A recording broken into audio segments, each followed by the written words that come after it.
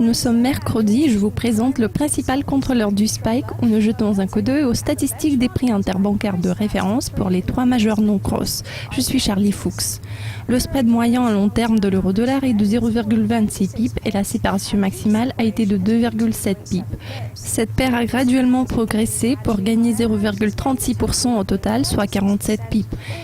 Il y a eu pas mal de publications économiques au cours des dernières 24 heures. 3 rapports concernant la conjoncture américaine ont paru à 14h GMT hier et c'est le temps de la séparation maximale.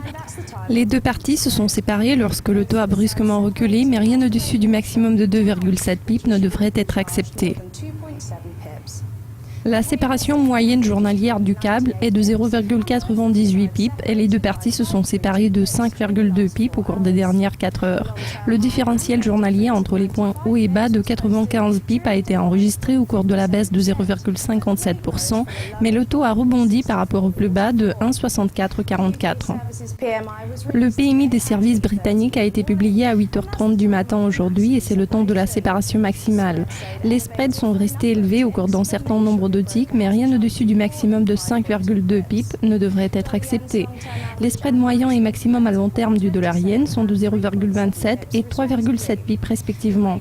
Le taux a progressé pendant des heures, mais le différentiel journalier entre les points haut et bas de 45 pips a été enregistré au cours de la baisse de 0,43%. Les spreads ont été plus élevés que d'habitude à 14h GMT lors de la publication des rapports américains, mais 3,7 pips est le maximum que vous auriez dû payer. Cela conclut le principal contrôleur du SPAC de mercredi. Comme d'habitude, ces statistiques seront mises à jour chaque heure, toute la journée. Restez avec nous.